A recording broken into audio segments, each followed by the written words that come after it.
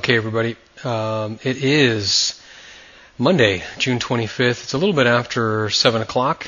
There is just nothing going on. You can see there was a little bit of excitement after the existing home sales.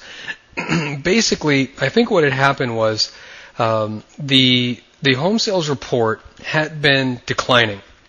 For example, I'll show you what I mean. Let's say 6 months ago it was 8.0 million, and then slowly declined down to, let's say, 7 million, and now it's been hovering around 6 million.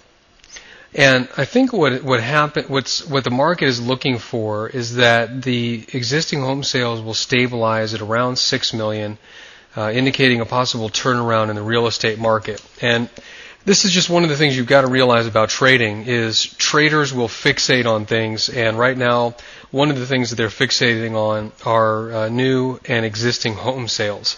Remember, at 10 o'clock tomorrow, new home sales is coming out. This report has been pretty mixed, so it's one that I'm going to definitely be watching. Hopefully I'll be able to get my recording act together and get the trade recorded for you so you can watch it. But let's talk about what's going on here. Remember, this morning I was talking about the resistance zone that the market's been in. You can see that it did manage to spike outside, but look, it came right back in after the report. So obviously the market has some interest in this area. We're probably not going to see a whole lot breaking either direction. At this point, even taking a trade above this $2 level, I'm not quite enthusiastic about. So I'm not looking to trade above the high here, and I'm not looking to trade below the low here, primarily because if I move this back a little bit, you can see there's a fairly wide support zone just below where the market is sitting. So there's just not enough room, I think, in either direction, and I believe that the market is going to be nervous enough about the $2 level with the new home sales coming up, the FOMC on Monday. There's just a lot of news, important news that's due out. I don't see the market making any big moves in the next couple of days.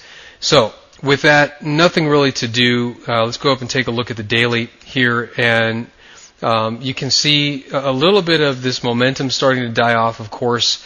We'll have to see which direction the market's going to go. My guess would be, and if I were a gambling man, I'd be trading for the downside at this point. I really think that the market doesn't have enough fundamentally to really push the pound much up over $2. So that, like I said, if I were a gambling man, I'd be betting on the downside. But I'm not a gambler, I'm a trader, so I'm not going to just jump in quite yet. So we'll just have to hold off, see what happens tomorrow. Like I said, watch out for the video. Hopefully, if I can get it done, it'll be posted just after 10 o'clock.